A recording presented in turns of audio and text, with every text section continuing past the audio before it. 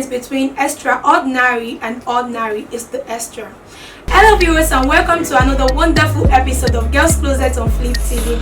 I'm your anchor, Marilyn, and on this program we know how we do it to discuss issues concerning girls as a whole.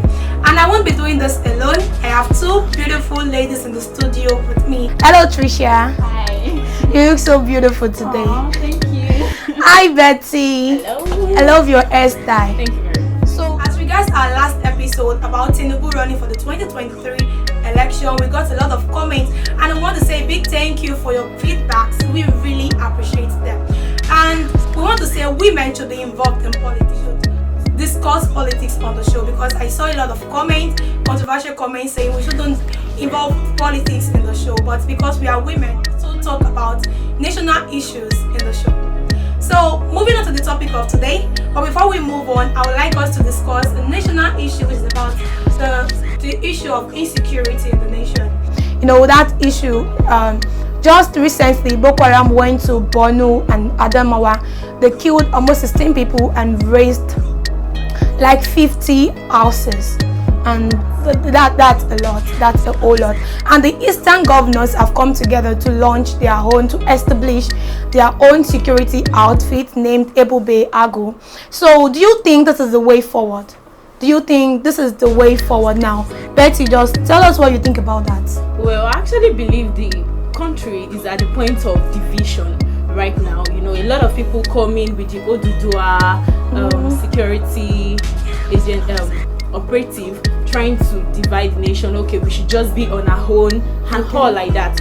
But coming up with this, I believe is going to divide the nation.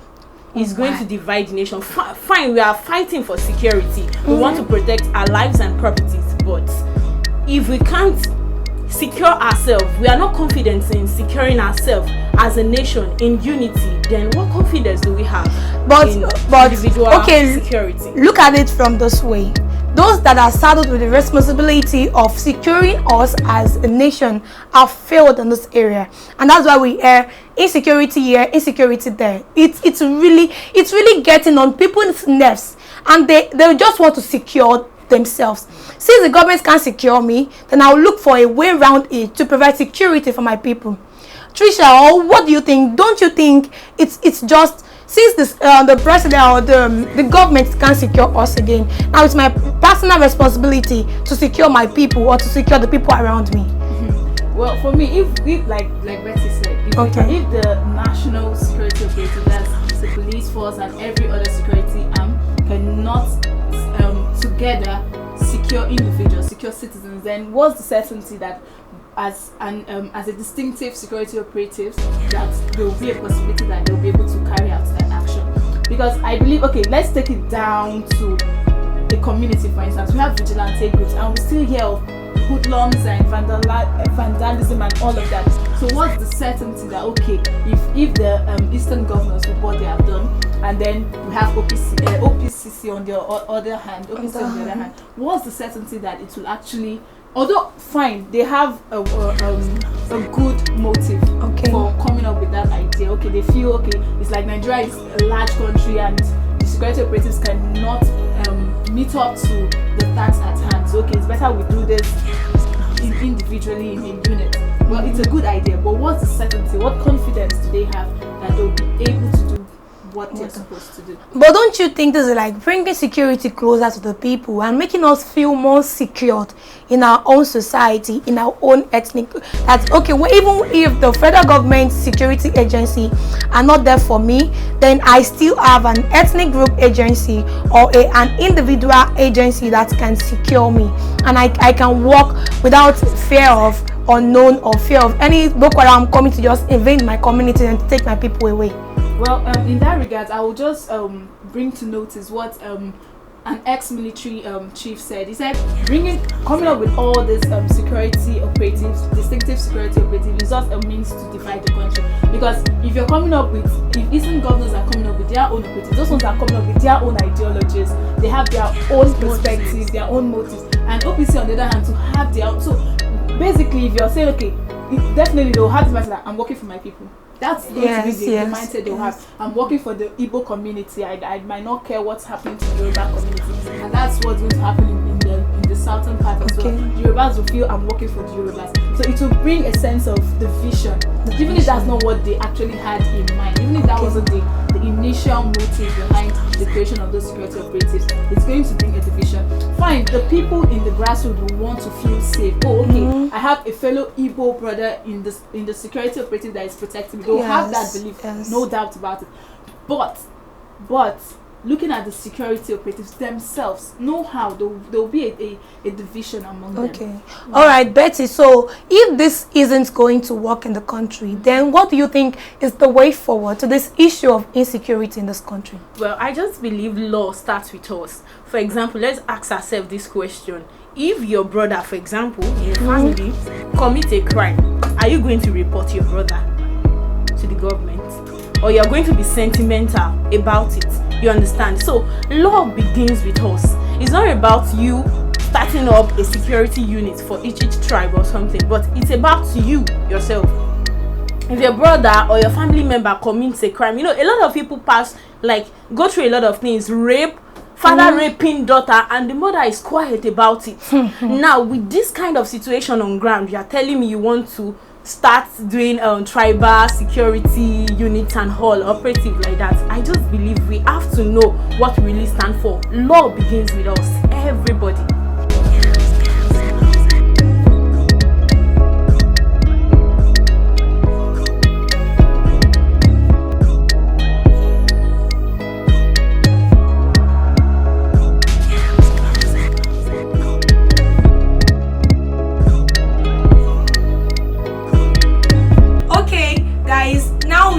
On to the topic of the day. We are discussing a very controversial topic that people shy away from discussing, and this topic is sex before or after marriage. Yes, you heard me. I said sex. Should it come before or after marriage? So we moved into the street of Lagos, and this is what people have to say about sex before or after marriage. Marriage or after marriage, I don't know, but I prefer a sex before marriage to know how potent my man is. Yes, that's just it. That's what I can say to it. I don't think it's a bad thing to have sex before marriage.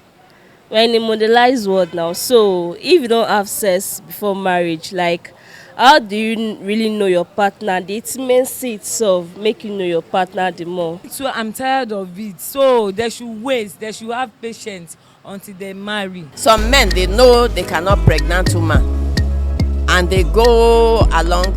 They will go and wed the girl. And some ladies, they know they have problems. They cannot get pregnant. Sex before marriage is wrong. Is biblically is wrong. It's very wrong because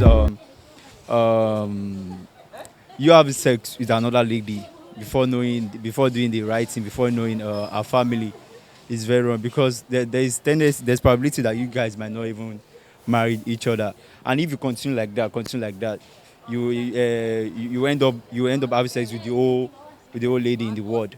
So I would say that sex before marriage is very wrong. Biblically, it's very wrong, and it affects spiritually. Yes, before marriage, let every girl make sure they get pregnant before they get married. If not, they will be going from one native doctor to the other, from one hospital to the other, when they know or the man knows he cannot pregnant woman. So that is it. This century that we are, they do sex before marriage. So some people don't even ask what they preach anymore. So I don't think it's really necessary. God will forgive everybody.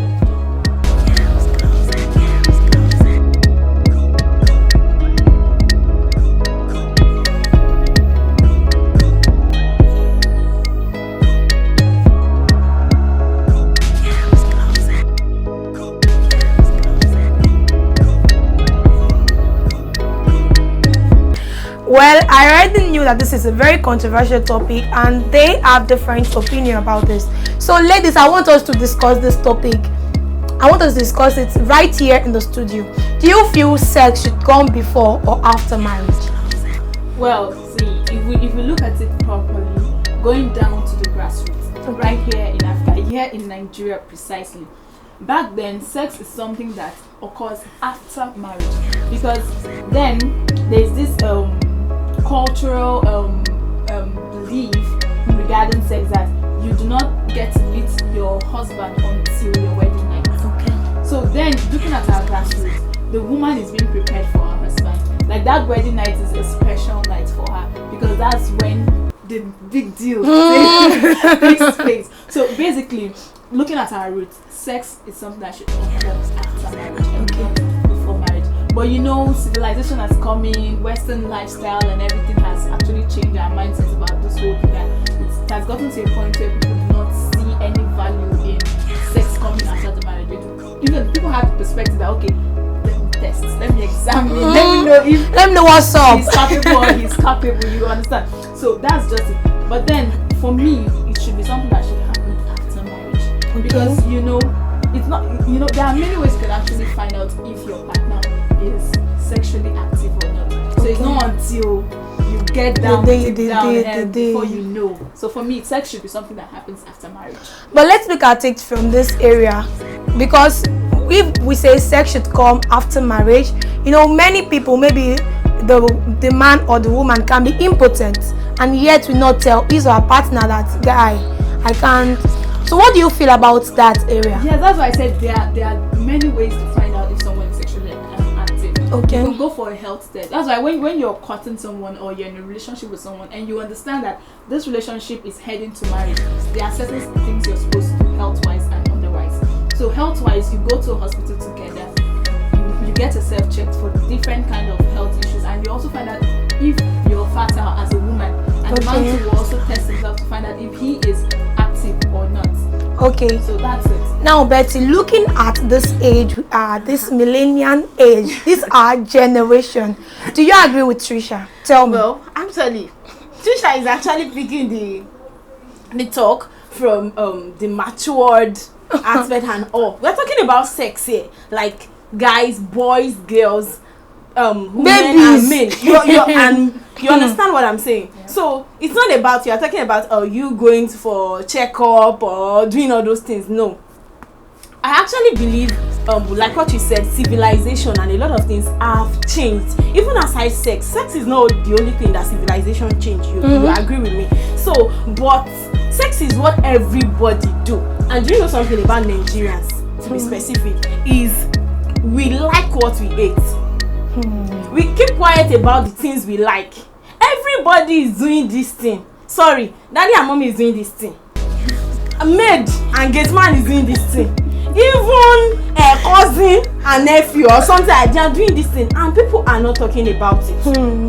But what I believe, like what she said, from our grassroots and everything, even going back to the creation of everything, is for companionship, marriage and everything. But things have changed. People will tell you that, okay, they want to have sex to relax their mind, to do a lot of things. Now people are really exploring life. A lot of people will tell you that I don't want to get married, but I want to. They can get some things they can derive from marriage. We will tell you, I want to have a baby mama. You understand? So, but there are consequences for having sex before marriage or after marriage, either ways. Because, for example, you can't tell me as a teenager you start having sex, you don't even know who you are. You don't even know your value. You don't even know some things about life, and you are into sex. Okay, let's say psychologically, sex will lost you. Like, fine.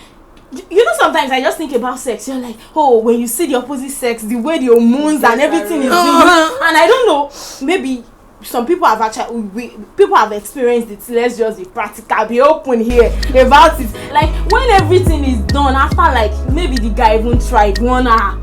Last, let's just say you have energy. You understand?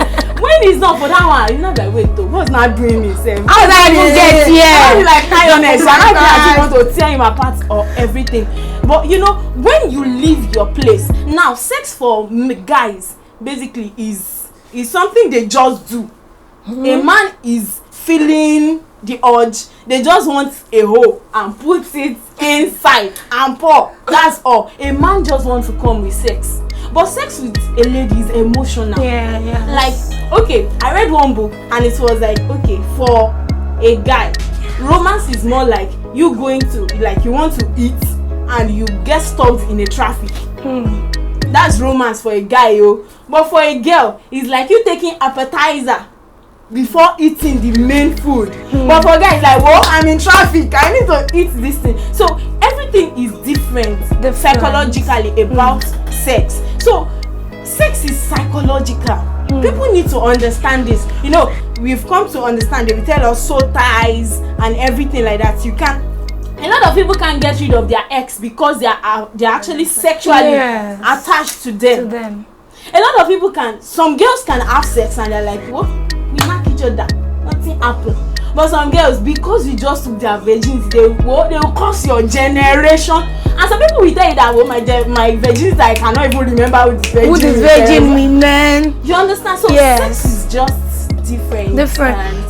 Do you know, I agree with you, Betty, because even growing up, menstruation is something you shouldn't talk about outside. But this thing is not something, it's something that comes natural. I don't force myself to menstruate. I don't force myself to bleed monthly.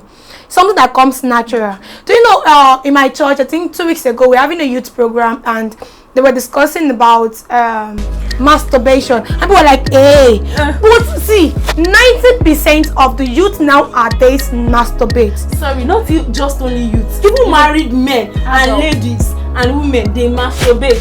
Yes, we don't want to talk about it. We don't even want to. We feel it's a dirty topic, something we should not talk about. But we do it. Like you said, Nigerians, we like what we ate. We ate what we like. You are very right, because this is a topic we should talk about. Even teenagers, you will see primary school children, they're having sex. People in secondary school, they're having sex.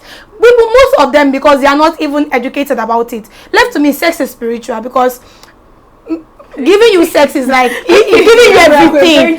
Sincerely, it's giving you everything, giving you all. So it's just something that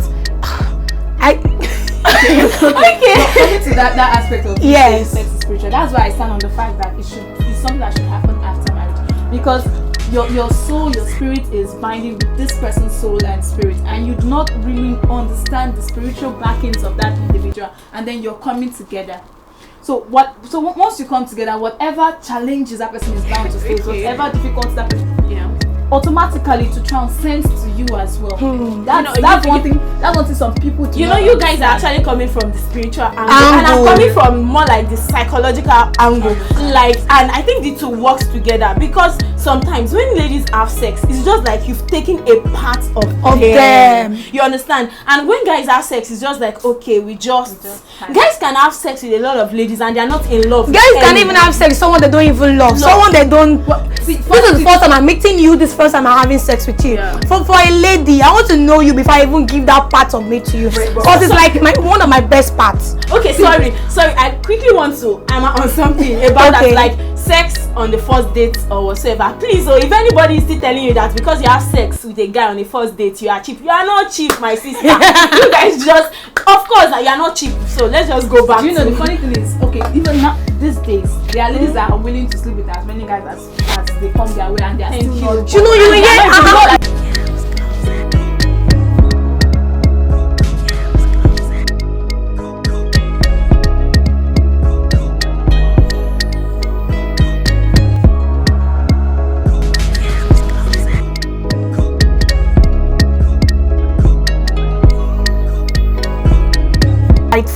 For us to say, we don't even place value on this thing again. Even if you tell a guy I'm 23 and I'm a virgin, you'll be like, are you in this Nigeria? Where did they raise you? Even at 18, a guy will still be surprised. Like, you're a virgin. So 23 is even like, what you tried now, you've tried.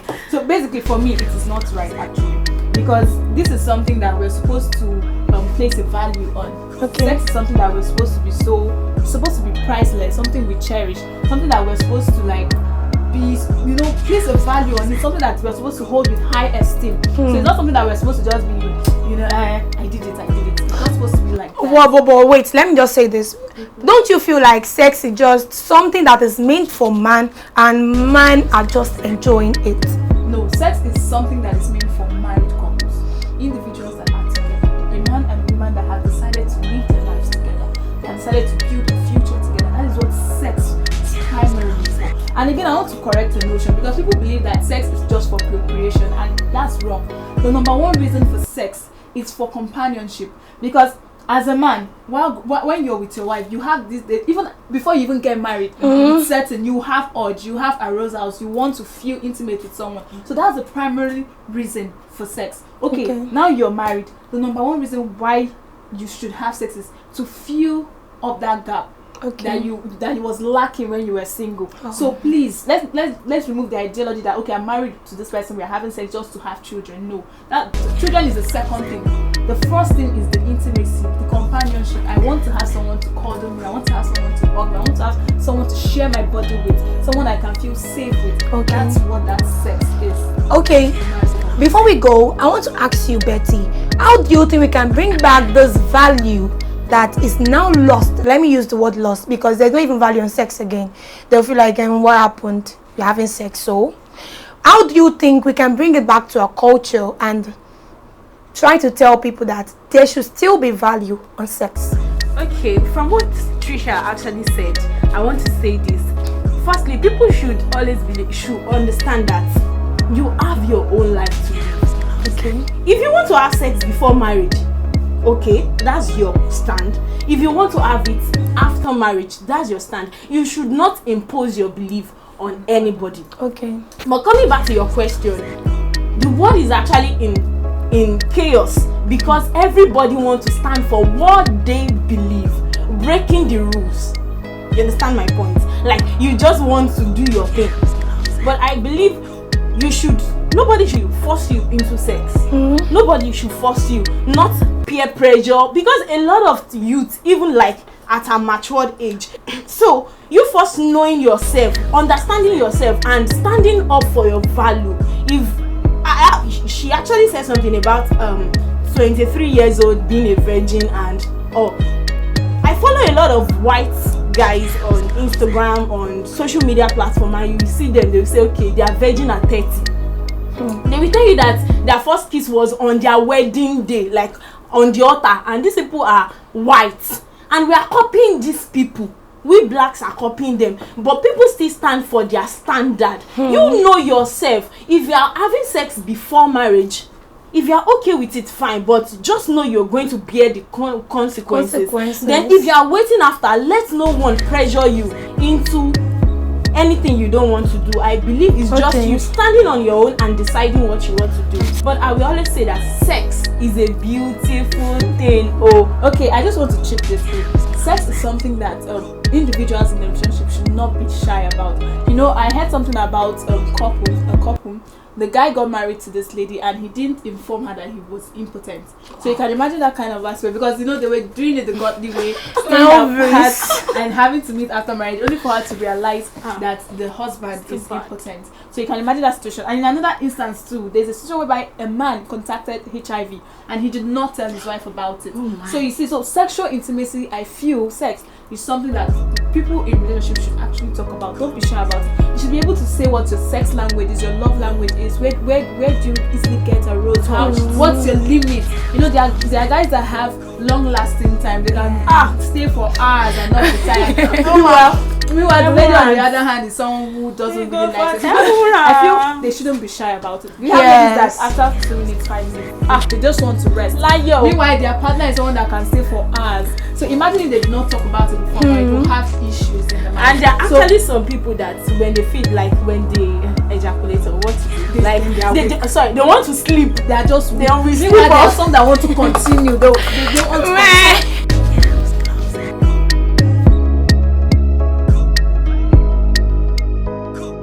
Finally, we've come to the end of the show, Girls Closet. Any words from you, ladies? Well, for me, I would say sex is something that should come after marriage. You know, there's a whole lot of complications when you involve yourself in sexual intimacy before marriage. You have health issues, and like Betty said earlier, the psychological effects. Imagine getting yourself sexually involved with someone, and then along the line, things didn't work out, so you didn't end up being together. You know, there's going to be this trauma because you've been together with this person intimately. So you're going to feel that heartbreak more than if you weren't intimately involved with this person. So basically, sex should be something after marriage. Well, I actually believe in a relationship, sex should actually should talk about it. Set your boundaries, let your boundaries be known and everything. And it comes with individuality, like what do you really want for yourself? And when you understand this, going into relationship, it will be easy for you. Because a lot of people will say they don't want to have sex, but they're going to send nudes, they're going to send a lot of things like that. This also has to do with your sexual life, and this is what parents, like adults, really need to let people know, let young people know about it. Then we adults need also to enlighten ourselves. A wonderful time here in the studio with the ladies. We had a lot of fun talking about this topic, sex. Should it come before or after marriage? And I hope you've learned a lot. Please like, comment. We want to hear from you. We want to know what you feel about this topic. Comment in the comment box. We want to see them. And please do subscribe to this channel to get more of this program coming up to you. So I remain your girl, Marilyn. And I am Trisha. And I'm Betty. Bye.